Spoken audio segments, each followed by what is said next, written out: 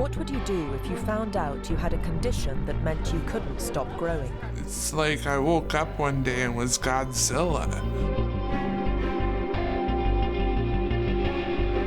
How would you react if one morning you didn't recognize yourself in the mirror? Nobody's protected. They literally just wake up and they have the condition. I have not felt normal in so long. How would you cope with a condition that could change your life beyond recognition?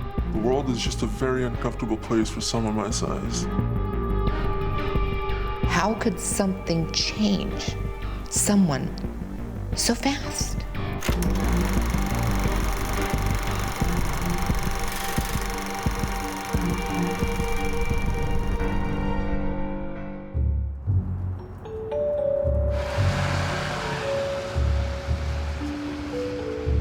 Igor lives in Rochester, Minnesota.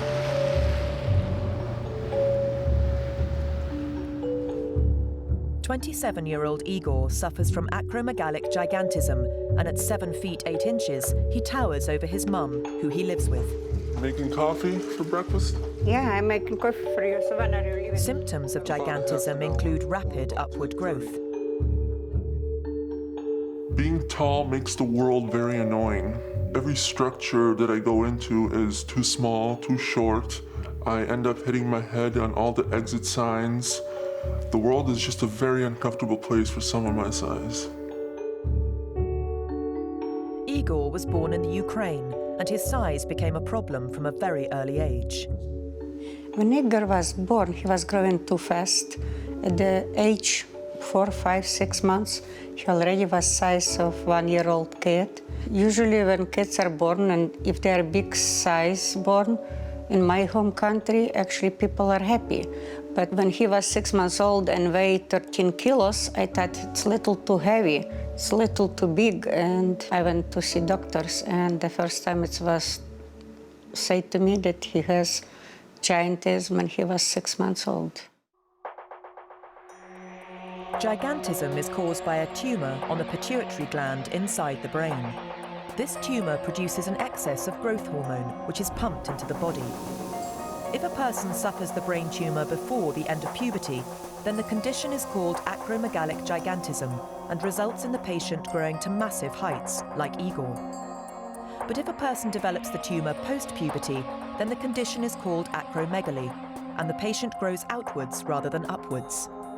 Acromegaly affects 3 to 4 out of every million people each year. What most individuals notice right away is that there's a characteristic facial appearance of individuals with acromegaly. The frontal bones become broadened and enlarged and more prominent. The nose enlarges. The facial features and skin coarsen. The jaw becomes more prominent. Another striking feature of acromegaly is the significant enlargement of the hands and feet. And you read descriptions that patients with acromegaly have spade-like hands and spade-like feet. The fingers and toes get thickened, and the palms and soles widen and get thickened as well. Both acromegaly and acromegalic gigantism can result in severe disfigurement, serious disorders such as heart problems and strokes, and premature death if untreated. Doctors in the Ukraine were unable to perform a much-needed operation to remove Igor's brain tumor, meaning he continued to grow. So when he was 7 and already standing at 6 feet tall, Igor and his mum moved to America, where doctors were able to carry out the operation. Surgery saved his life, but he still was growing after surgery for many more years. None of us expected that. I always thought that after surgery he will stop growing, but his brain was already affected by tumor and still was producing growth hormone. Igor eventually stopped growing when he was 20 years old. But not until he'd hit an amazing 7 feet 8 inches, making him one of the tallest men in the world. Gigantism has affected me that I no longer feel that I fit into any part of society, and that's the feeling that I've had ever since I went into middle school and high school. Igor has recently enrolled at college to continue his education, which has been badly disrupted by his condition.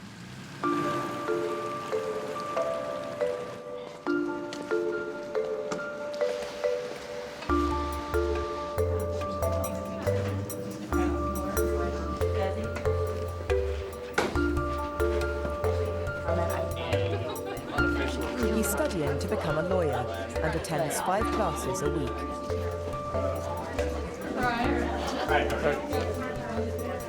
I'm used to always sitting in the small chairs and sitting at the small tables, and it's uncomfortable, but I don't want to make an extra fuss about it. So I'm used to bending over and sitting in the little chairs and writing at the little desks. Igor's school life has not always run smoothly. High school was a terrible experience. All 4 years of high school were just incredibly harsh. I never had anybody to talk to during school or after school. I never sat with anybody at lunch. High school was just 4 miserable years because I was just standing out of the crowd that didn't fit into any group, any social group. I felt like I was a nuisance to everybody in school. Despite his difficult experience during high school, the medical help Igor has received drives his desire to be a lawyer. A lot of people have helped us over these years that we've lived here, and I feel that more people should have the opportunity to receive the help that I did. Although his height means he struggles to be accepted in his everyday life, as we'll see, Igor does make a big impression at the very highest level. I just want to make some special acknowledgments. The biggest Obama fan in the country is in the house.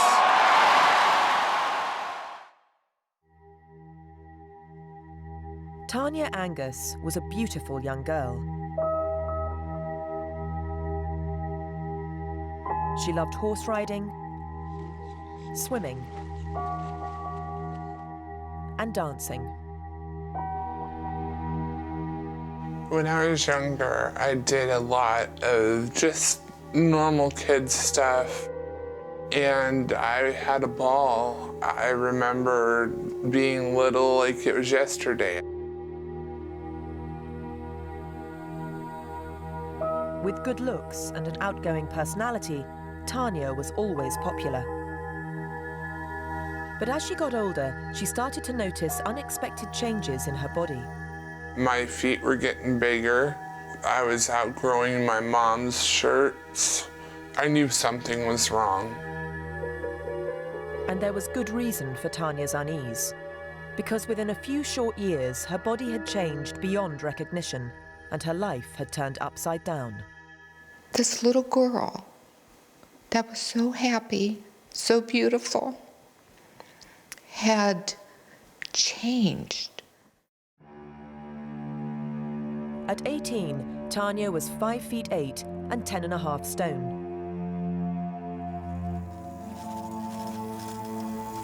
Now aged 31, she's 6 feet 8 and weighs nearly 32 stone.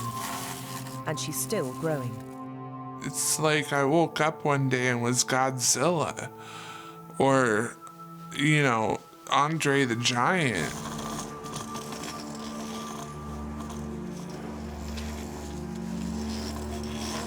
Tanya was diagnosed with acromegaly at the age of 22. Her growth is caused by the same type of brain tumor that made Igor grow massively tall. But unlike Igor, Tanya continues to grow outwards and upwards, which doctors claim is incredibly rare for someone diagnosed with acromegaly post-puberty. Tanya doesn't wear normal shoes. Tanya doesn't wear clothes right off the rack. There's not a standard thing about her. This is a hugely important week for Tanya, as she's due to visit her doctor to discover whether a new treatment she's receiving is stopping her growth and potentially saving her life. I've fought my way this far. I can fight my way even farther.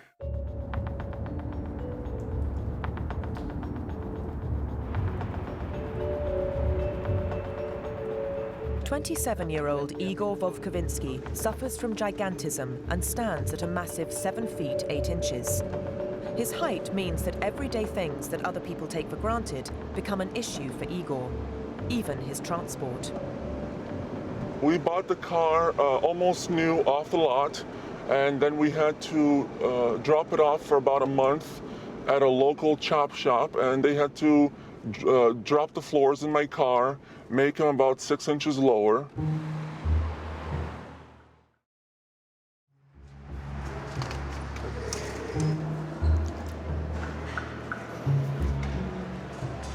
While Igor's height means he's well known around town, it's had a detrimental effect on his personal relationships.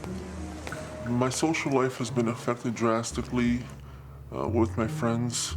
I'm no longer able to go and do all the things they do. I have to usually stick to doing indoor things.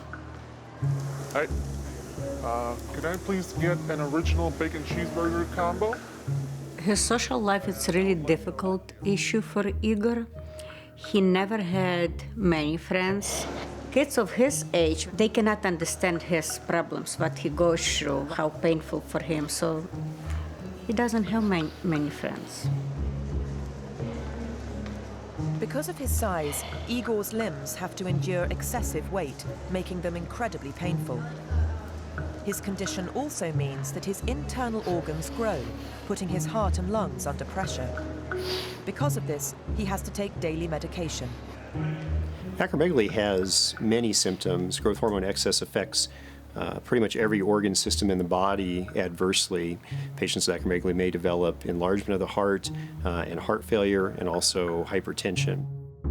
To escape the limitations gigantism has imposed on him, Igor often turns to watching movies. Yeah, I consider myself a little bit of a movie buff. And he wouldn't say no to his own 15 minutes of fame. I've thought about going into the movies, but the movies haven't thought about me. No one's ever called me.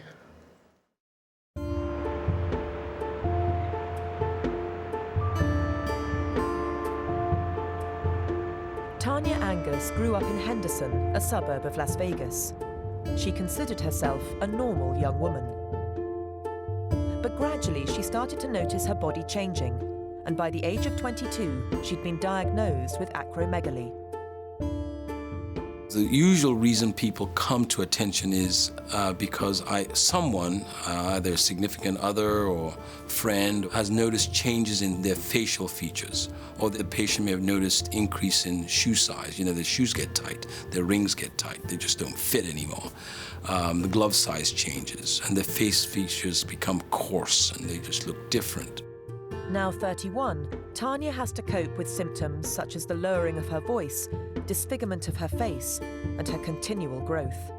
It's every day I have to deal with people looking and whispering, "Look how big her hands are.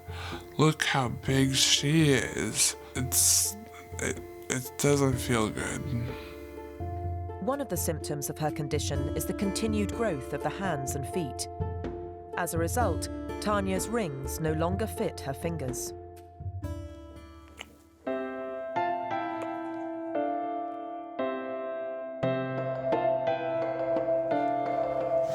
Today, she's visiting a local jewelers who have taken on the task of enlarging her rings. Now, it took a little time, and as you know, it's one of those things that we've got to go through with these. There's one. Wow. And there's two.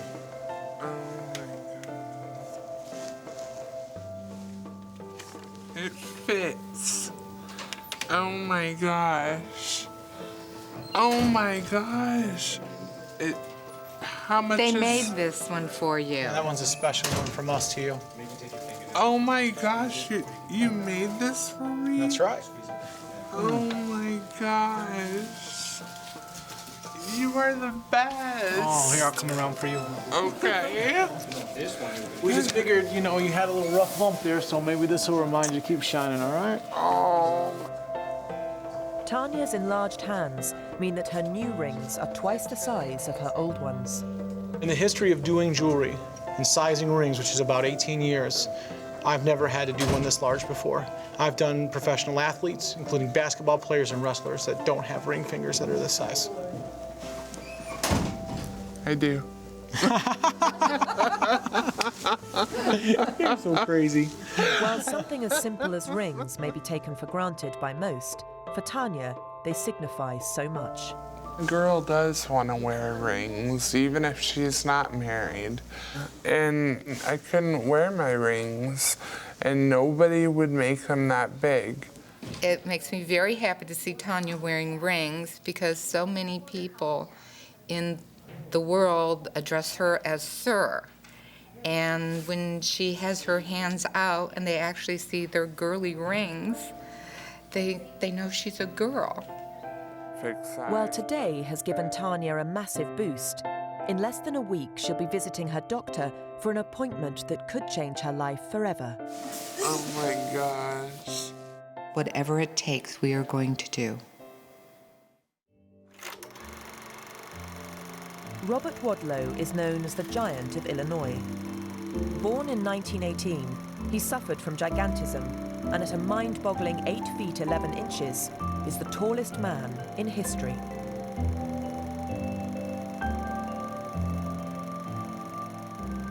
And Wadlow was still growing when he died because of his condition at the age of just 22.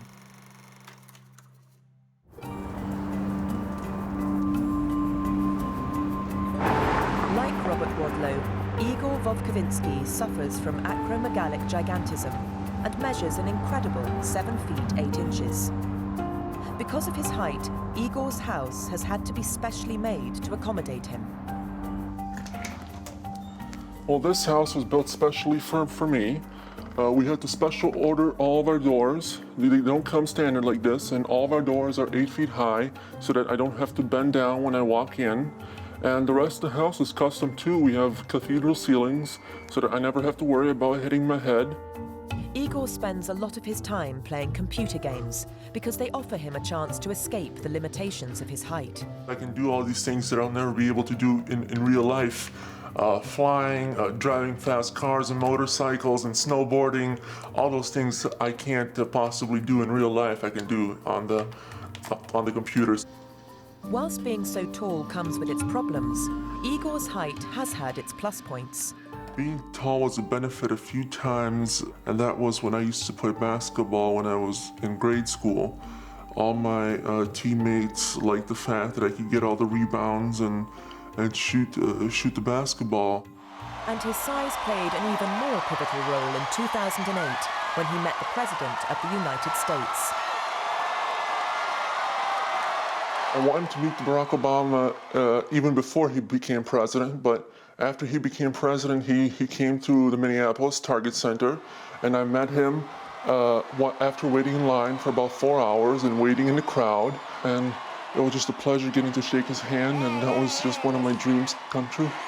And when he met Barack Obama, Igor had a surprise that made him the talk of the town. I just want to make some special acknowledgments. The biggest Obama fan in the country is in the house. Love this guy. So that was all great. Having undergone brain surgery at the age of 7, Igor finally stopped growing when he turned 20. But while the surgery saved Igor's life, gigantism continues to affect him massively, as his body will never shrink, putting pressure on his limbs, joints, and internal organs. So nothing in this life will be easy for Igor, and he is really too big to feel comfortable in this life. But I do hope that he will have a happy life. But despite the difficulties and pain that accompany his condition, Igor has finally accepted his colossal 7 feet 8 inch frame. If I could choose not to be tall or to be tall, I think I wouldn't change it because it makes me who I am, and it makes me believe the things that I believe. And I think everyone was made the way they were made for a reason, so I don't think I want to change anything.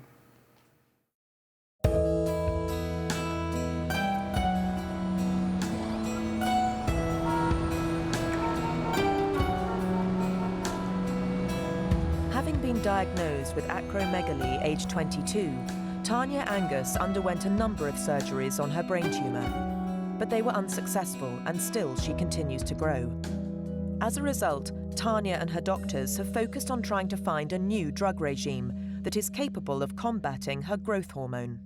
There's about 30 pills here, and I have to take about each one every day, sometimes 2, 3, 4 times a day. A healthy person's growth hormone level is between 50 and 250. Tanya's has been as high as 4,000 and has never dropped below 1,000. Tanya's condition is perhaps more striking because of her duration of illness and the substantially elevated growth hormone levels in her case, which are high even for a patient with acromegaly. And that's because Tanya had a very large tumor at initial presentation, and then it didn't fully respond to attempts at surgery and radiation therapy. Right now, with the growth hormone, with it being high, she deteriorates. Her organs grow, everything grows. As well as taking a cocktail of pills, Tanya has to have daily injections in her stomach to combat her high growth hormone levels. Ready, Tanya? 1, 2, 3. This burns like a hot poker. Plus, once a month, she's injected with the maximum permitted dose of a very strong drug. This medication is like petroleum jelly. It is very, very thick. It comes with a 20-gauge needle. To say the least, it leaves a big hole in her skin. This is the difference. The medication is like jelly. Despite this being a traumatic experience for Tanya, she has agreed to allow us to film the procedure, which is performed by her sister and her mum, a trained nurse. Go ahead. Stop. 1, 2, 3. Oh.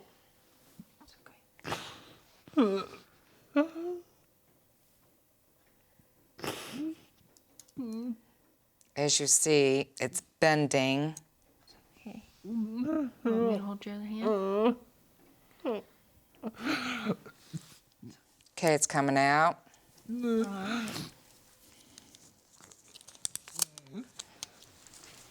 Whilst this is very painful for Tanya, the fact that her body is under so much pressure because of her growth means that she's in agony every day, especially her back, which is collapsing because of her weight. I think I was born to live through pain. You get asked so many times in the hospital, what's your pain level? How much pain are you in? You wouldn't know. You have no idea.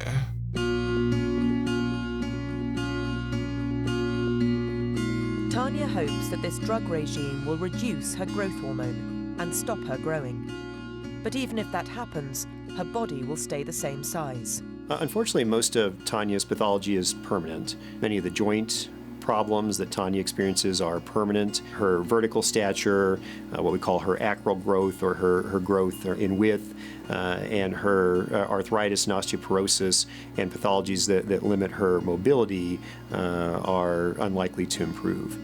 But doctors continue to work to bring Tanya's growth hormone levels under control, because if they can't, her future is clouded in uncertainty. It doesn't bother me to talk about dying young. I know I have a very limited lifespan. They said 30. I'm 31. You know, now they've said 40. We'll see. Did you want to have children? I did. Yeah, I did want to have children.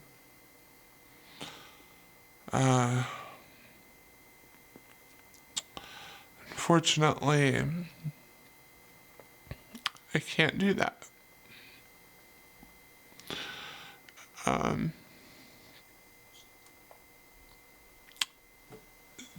have so many cysts around my ovaries, and if I got married, I mean, and that was a big if, because I can't see any man wanting to marry me.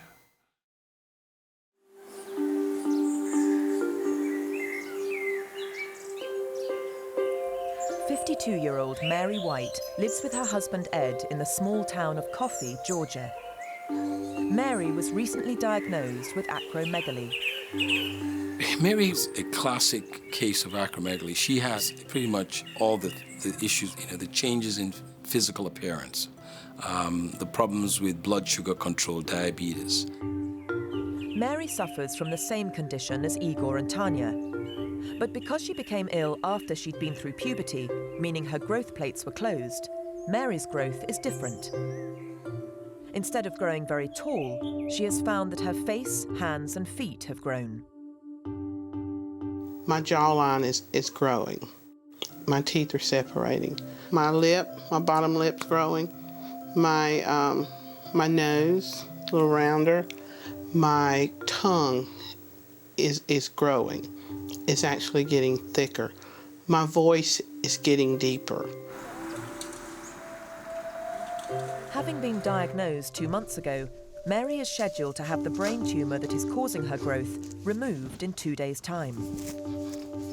I feel pretty good about the outcome, the physical outcome. I'm going to be a different person. I'm going to be normal, or as close to as normal as I can get. Do you not feel normal at the moment then, Mary? No, absolutely not. As a matter of fact, one of my doctors even told me they could have passed me on the street and told that I had this disease. So it kind of puts it all in a different eye for me, that people can look at me and see things that are not normal.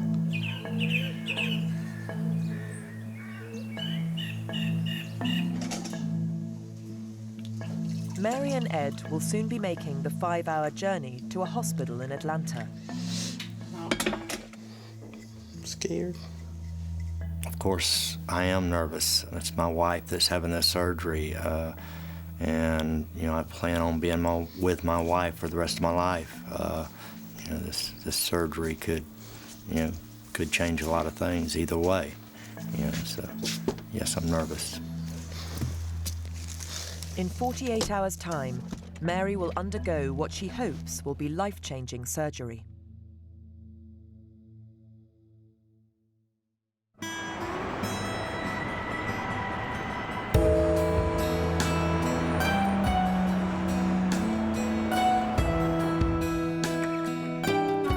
Since being diagnosed with acromegaly 9 years ago, Tanya Angus's life has turned upside down.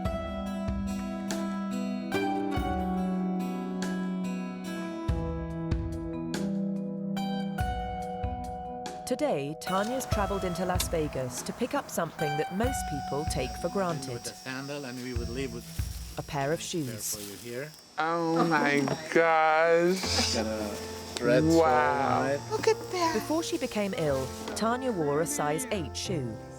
But because she's grown so much, she now wears a size 15, and it's impossible for her to find women's shoes that fit. As a result, she has to wear a pair of men's sandals, and even they're incredibly uncomfortable for her. These shoes have been specially designed and made for Tanya by a local shoemaker. I love them. I want to go out. I want to go party. Whilst for most people, buying shoes is a simple day-to-day exercise, Tanya's new pair means so much. I love having the shoes. It's like, almost like I'm Cinderella. And this is just another small boost that will make a massive difference to her quality of life. It feels unbelievable. It really does. It's something that I never would have imagined. I mean, I thought that was a part of my past. I'm so happy.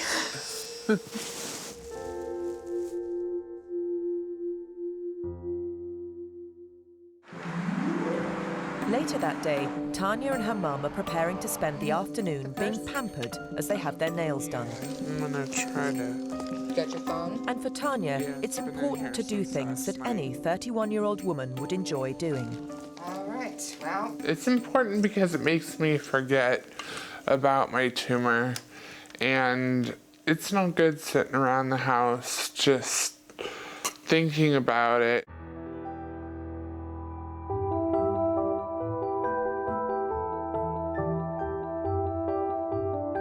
Because of her size, for Tanya, something as simple as a manicure-pedicure is an uncommon occurrence. Oh my gosh. Wow. Yeah, it feels good. I feel special right now.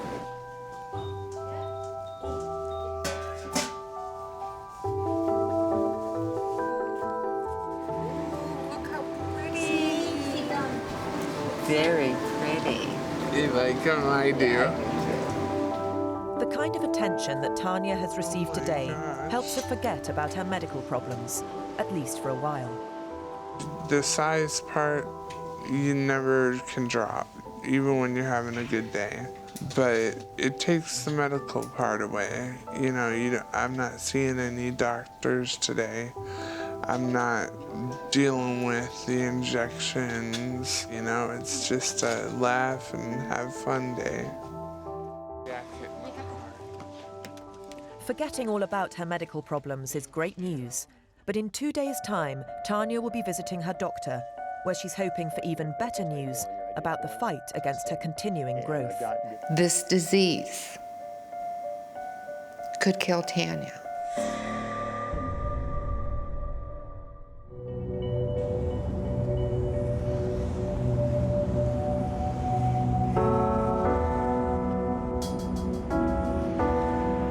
Georgia is home to one of America's most prestigious hospitals, the Emory Clinic. Mary White has recently discovered that she has acromegaly, a condition caused by a tumor on the pituitary gland inside her brain. Those words, brain tumor, would just drop your jaw. And that's the way I felt when I heard those words. There's a tumor in your brain, that automatically you think your life is over. Whilst not cancerous, this tumour produces an excess of growth hormone. That means parts of Mary's body, such as her lips, skull and hands, have started to grow. Men and women are equally likely to be affected by acromegaly, and the average age of diagnosis is 42. I have not felt normal in my life in so long. Having recently been diagnosed at the age of 52, Mary is a good example of how acromegaly can affect anyone at any time. To the best of our knowledge, nobody's protected from developing acromegaly. The majority of patients develop it sporadically. In other words, they literally just wake up and they have the condition. Now Mary's scheduled to undergo surgery that will hopefully stop her body's growth and change her life forever. For me personally, I hope that it gives me some sort of normalcy to my life. The peace of mind of knowing that the years that would have been taken away from me have been given back. Dr. Nelson Oisiku has performed over 1,400 operations on pituitary tumours. But still, there are risks with any operation inside the brain. The risk of surgery in this type of operation include the risk of infection. And on either side of the pituitary gland lies an artery called the carotid artery. It supplies your brain with blood. And if you put your finger on your neck, you can feel the pulse of your carotid artery. So the surgeon operating in this area has to be exceedingly careful to make sure that he doesn't perturb the carotid artery because of the risk of bleeding or the risk of stroke. The carotid artery supplies the brain with blood. Disrupting this artery could have catastrophic consequences.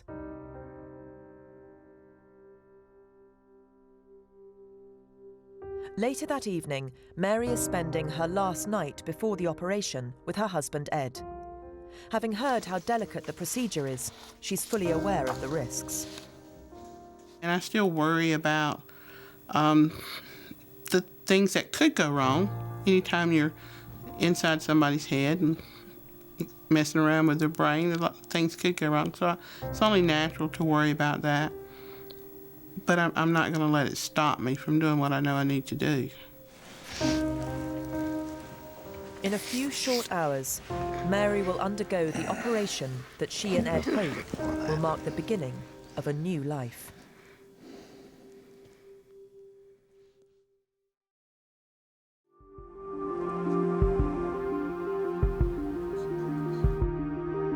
It's the morning of Mary's operation. The time has finally come for the tumor to be removed from her brain. This is very important. I want to be with her, until, forever. And with this disease, there's a possibility that she wouldn't have but a few more years, maybe 6. And I want our life together to be longer than that. Doctors will remove Mary's tumor through her nose using a technique called endonasal transphonoidal neurosurgery. Her operation will be carried out by a team of surgeons led by Dr. Nelson Oisiku, who is world-renowned in his field. What we do is we go through the nasal passages into the sphenoid sinus, which leads you to the back of the pituitary gland. And we do that using an instrument called an endoscope.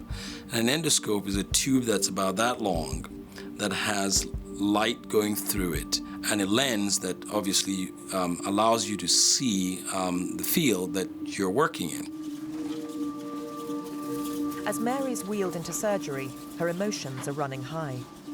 The thought of having an operation scares me. It always has. If I said it didn't, I'd be lying. You try to put on a brave front, but you can't not visualize or think about somebody going up inside your head and removing something and not be afraid. You want to try lifting? Mary's head has to be clamped in place because there's no room for error. As well as avoiding damage to the carotid artery, the surgeons also have to be very careful with Mary's optic nerve, which is situated just millimeters from the pituitary gland, and damaging it could leave Mary with impaired sight. Despite these risks, Mary is hopeful that the surgery will reverse many of her symptoms. I know I have changed so much. I fought it for so long, but I know I'm not the same person. But I have hopes that I will be. Most of the soft tissue changes we see in patients, once they go into remission and they stay in remission, you can actually see those reverse. The things that we have the most problems with reversing are things like bony structure, because those are hard and fast, if you will.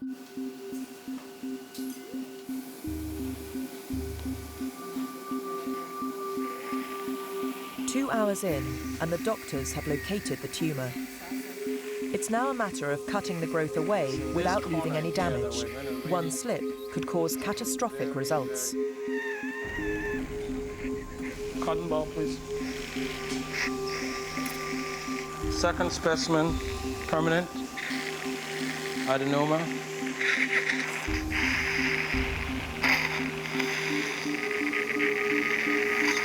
Finally, the tumor is removed.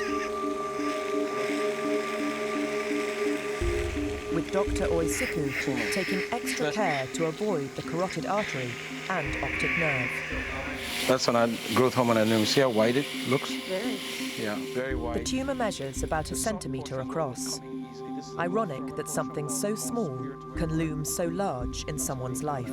Typically very whitish looking, creamy white. After 3 hours, the procedure is over and the operation has gone well. But it will be 12 weeks before doctors can carry out tests that will prove conclusively whether they've brought Mary's growth hormone levels under control.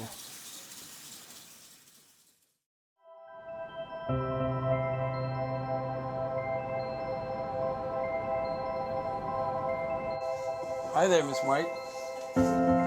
It's the day after the operation, and Mary is awake, if a little groggy. Dr. Oisiku is visiting to explain how the operation went. Everything went just as planned. We didn't have any problems whatsoever. We found the tumor, just like predicted, and we didn't run into any problems with the carotid artery or bleeding. So hopefully just a couple of days in the hospital. While the procedure went well, conclusive proof of success will be available with the results from Mary's growth hormone test in 12 weeks' time. If those are good, then there's a very good chance that you will stay cured for the long haul. My whole family, my children and my grandchildren, my husband, they want their mama back. They want their Mary back. They want the same person on the outside that they know is on the inside. And they haven't had that in a while. And for now, the future is already looking brighter for Mary, as Dr. Hoisiku is confident that the reversal of her physical changes is already underway. You will notice your features will get softer.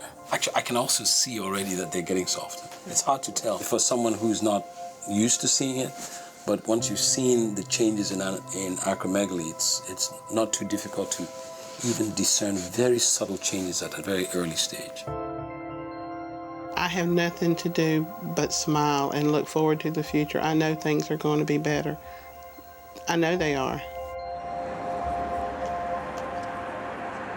The early signs are that Mary's operation has been a success, and she should reap the benefits.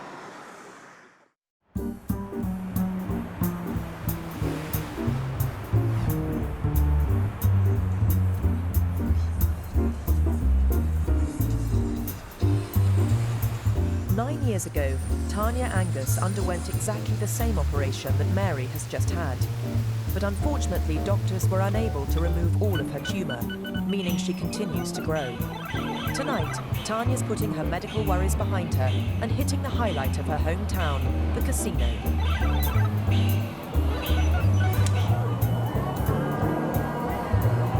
This is a chance for Tanya to get away from everything and just have a good time with her sister and her mum, who plays a huge role in her life. She's my rock. She is my rock. If I hit the $1 million thing, I'd share it with my mom. Since being diagnosed age 22, Tanya has grown over a foot and gained more than 21 stone. But her weight gain has nothing to do with her eating habits. I have a very small appetite. I never feel like eating. I mean, my mom or my sister has to remind me, did you eat today? It's Tanya's growth hormone that's responsible for her increased weight. And tomorrow she's visiting her doctor to get the results of her latest growth hormone test. If we could get her growth hormone level to be under 1,000, her growth would slow down substantially. Her body would somewhat adjust and not hopefully be as difficult and a challenge. Later that evening, Tanya is preparing to go to bed. One of the symptoms of acromegaly is sleep apnea, because patients' tongues often grow so large they block their airways, which stops them from breathing. As a result, Tanya has to sleep with a machine called a CPAP to help her breathe at night. As she goes to sleep, she's hoping that the morning brings some much-needed good news.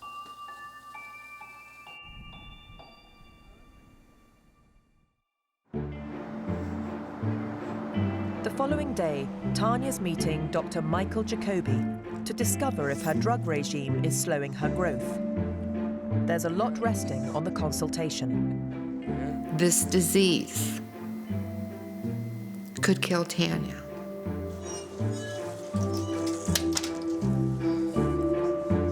Karen is hoping her daughter's growth hormone level drops, as they've been informed that this would slow her growth considerably and could increase her life expectancy. We're hoping and praying that it goes lower. If it goes higher, it will be very bad news. Good afternoon. Good to see you again. How are you feeling? I've got the results of your insulin-like growth factor type 1, your IGF-1 testing, and I've got good news. When I first started seeing you, your values were consistently over 1,000 and sometimes over 2,000, and this most recent value came back at just a little bit over 600. That was 644. Oh my gosh. So I was quite pleased to see that it's fallen by more than twofold. So I'm really happy for you, and hopefully that'll translate into you, feeling better here in the future. That's the best ever. Oh my gosh. April 25th, 2002. It's never been that low. Yeah, well, that's great. Like I said, So that new drug you introduced her to is working. Yeah, no, it's working quite well. So like I said, I was really happy to see how well you'd responded. And the nice thing is, I think we have more room for improvement, too. With the new drug regime seemingly offering hope, Tanya's future is now more positive than ever before. This is like the best Christmas present we could ever have. Because this is the first time since Tanya has been diagnosed that it has been under 1,000. And that means that they're gaining control. And we've never had control of it. Although still above healthy levels, now that her growth hormone has been reduced, Tanya's growth should decrease. And while she'll have to take the drugs for the rest of her life, her doctors feel that there's room for even more improvement. It's so unbelievable. It's great. I mean, it makes me feel like I have a brand new lease on life. I'm gonna take those shots regularly. Heck, if I have to, I'll take them twice a month. I don't care about the pain. Like Tanya, Mary recently received good news. 12 weeks after her surgery, she returned to Atlanta for tests. She has now been given the all clear.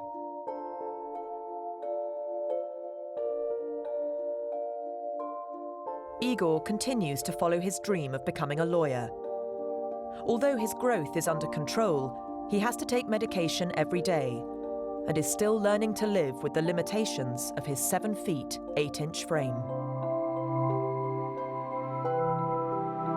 Tanya Angus has one of the most extreme cases of acromegaly that doctors have ever seen. But today's results offer renewed hope in her battle against this terrible condition. I won't ever give up. I won't ever, because, like a good friend of mine told me, anything's possible.